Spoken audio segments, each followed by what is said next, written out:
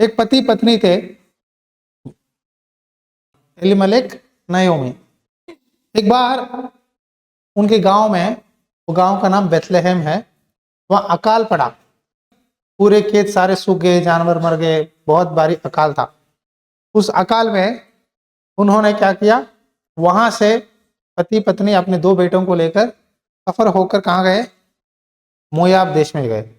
मोयाब देश मूर्ति पूजा का गांव था।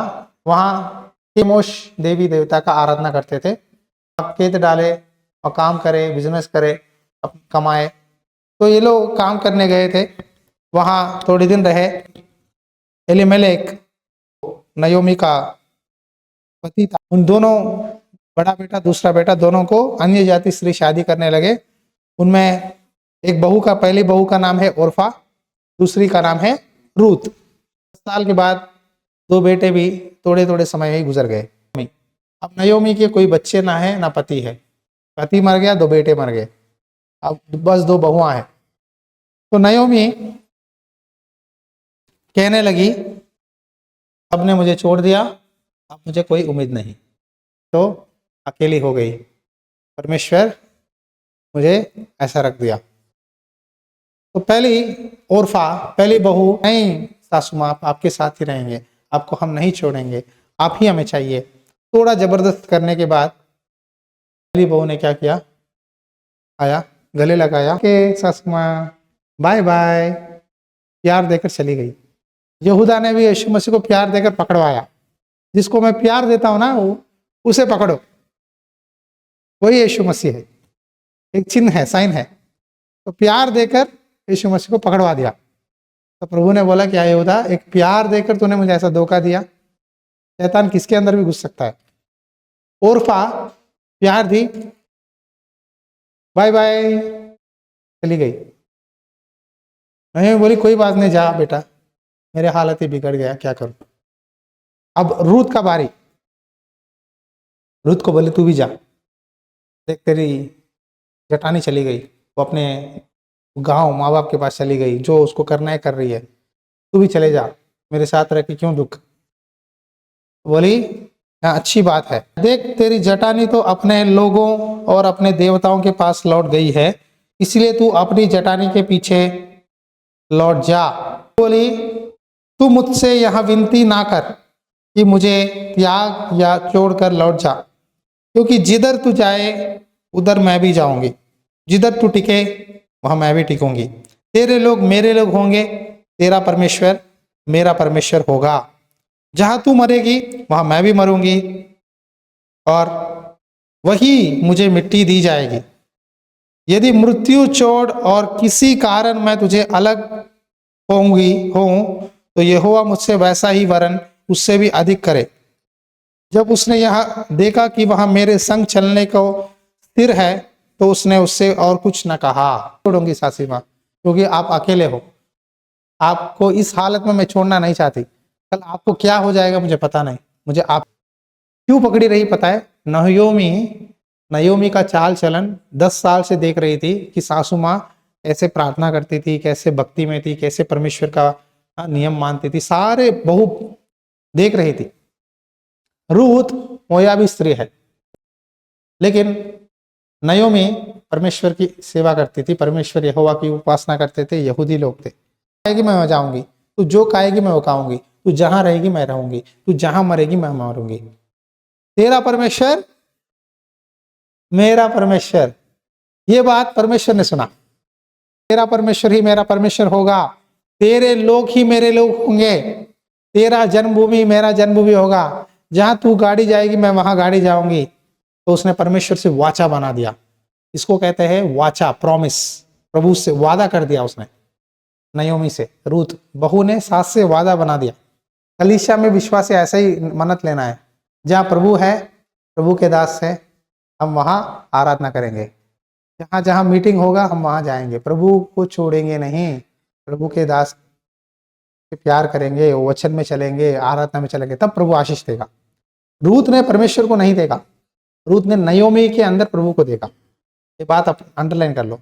रूत ने कभी परमेश्वर को नहीं देखा, ना परमेश्वर का नियम को समझा, कुछ पता नहीं था, बस रूत ने नयोमी की गवाही देखकर उसने आकर्षित हुई प्रभु की ओर, इसीलिए उसने कहा तेरा परमेश्वर मेरा परमेश्वर, तेरे लोग मेरे लोग। कभी नहीं देखा कि बेथलेहम कैसा होगा, यहूदी कैसा रहेंगे, प्रभु का आराधना कैसा हो, कभी नहीं देखा। उस भाव से, उसकी चाल चलन से उसने डिसाइड किया मुझे प्रभु चाहिए, तेरा लोग चाहिए, तेरा परमेश्वर चाहिए, तू चाहिए। आज लोग आपकी गवाही, आपकी बातें की और देखकर प्रभु के पास आएंगे। जब आप प्रभु को दिखाओगे आपके अंदर, तब प्रभु के पास लोग आएंगे। खुद नयोमी और उसका पति जल्दबाजी में चले गए गांव छोड़कर। बाद में उनको पता चला कि बेथलेहम में बहुत रोटी है, अनाज पक रहा है, बहुत फसल आ रहा है। तो ये बात सुनते अपने गांव चली गई, उसके रिश्तेदारों के पास, जैसा आपका जगह होता है रिश्तेदारों में मिला हुआ, ऐसा गई। जाने के बाद सब लोगों ने कहा, हलचल मच गई, नयोमी आ गई, नयोमी आ गई, नयोमी आ गई गांव से। ये बात सुनते ही नयोमी कहे, जे नयोमी मत बुलाना, मारा बुलाओ। क्या हुआ नयोमी, क्यों ऐसा बोल रही हो? मैं मोयाब गई थी। हाँ गई। तेरे बेटे कहाँ है, तेरे पति कहाँ है? मेरे पति गुजर गया। बेटे? बेटे भी 10 साल में गुजर गए। बहुआ? एक बहू चली गई अपने गांव मोयाब को, ये दूसरी है, इसका नाम रूत है। अच्छा, मुझे सबने छोड़ दिया है, परमेश्वर ने मुझे ऐसा दंड दिया, मैं अकेली हो गई, अब मुझे कोई उम्मीद नहीं है, अब मुझे मारा बुलाओ, नयोमी मत बुलाना।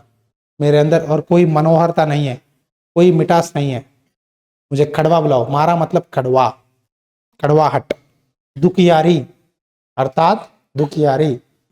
मैंने सब भरकर लेके गई जब जा रही थी बेथलेहम से मोयाब को, अब खाली हाथ आ गई, मेरा कुछ नहीं है, ना कोई उम्मीद है, मुझे नयोमी मत बुलाओ। मेरे अंदर कोई भी क्या नहीं है, मनोहरता, प्लेजेंट, खुशी नहीं है, मैं दुखियारी, रोते हुए आई हूँ और कुछ नहीं है। मुझे दुख को खुशी में बदल दिया। कैसे पता है? नयोमी ने रूत से बोला, बेटी याद रख, ये गांव बेथलेहम है, यहाँ यहूदी लोग है, तू अन्य जाति स्त्री है, तू संभल के रहना, किसी की खेत में जाए संभल के पूछताछ करके काम करना। रूत बोली, मैं जाऊंगी। मैं गेहूं के खेत थे, फसल कटने के बाद सारा थोड़ा बच जाता है, बचा हुआ चीज जो भी बच जाता है किसान छोड़ देते थे गरीबों के लिए, तो रूत जाकर थोड़े थोड़े चीजें लेकर बैग में डालती थी। तो उनमें से कुछ लोगों ने कहा, ये कौन है औरत आके कर रही है, लड़की ऐसे कपड़े पहनी है, ये कहाँ से आई है? तब किसी ने बोला, अच्छा ये नयोमी की बहू है। सुनते ही उसने बोला, क्या ये जवान लड़की अपने माँ बाप के पास जाए बिना, शादी किए बिना, अपनी सास के लिए अपना जिंदगी त्याग दे दी, और हमारे देश में परमेश्वर जहाँ हम उपासना करते हैं यहाँ आ गई। यहोवा तेरे कार्य का फल दे, और इजराइल का परमेश्वर जिसके पंखों तले तू शरण लेने आई, तुझे पूरा बदला दे। हालेलुया। ये बात मैं जब पढ़ रहा हूं तो मुझे एक व्यक्ति याद आ रहा है, उसका नाम है अब्राहम।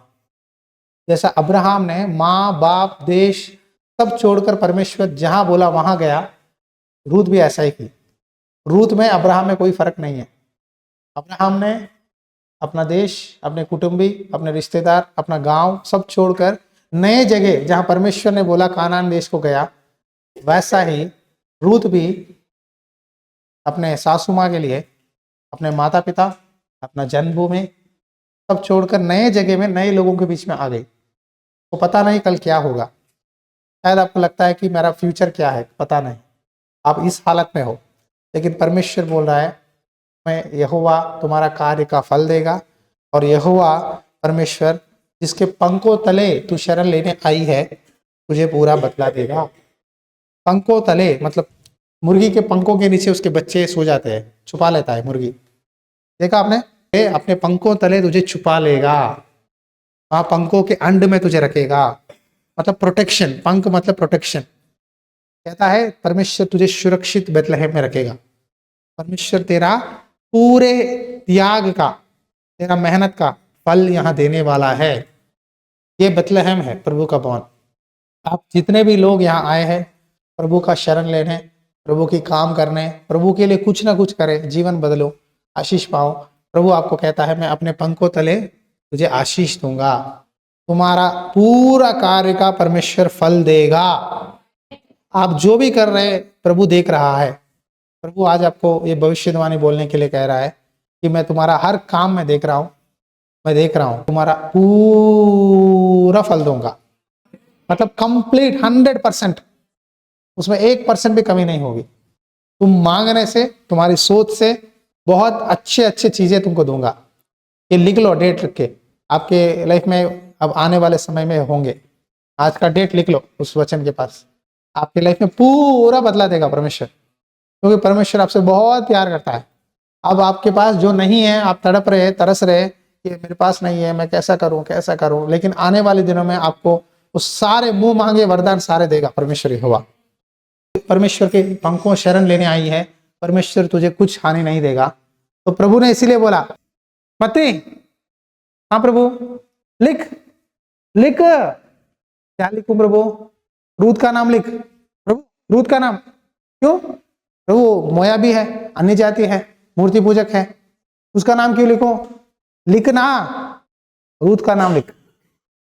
बोआज ने रूत को शादी किया, उन दोनों से ओबेद हुआ, ओबेद से यश्शे हुआ, और यश्शी का बेटा राजा दाऊद था, और दाऊद के वंशावली में से यीशु मसीह आए थे। हालेलुया।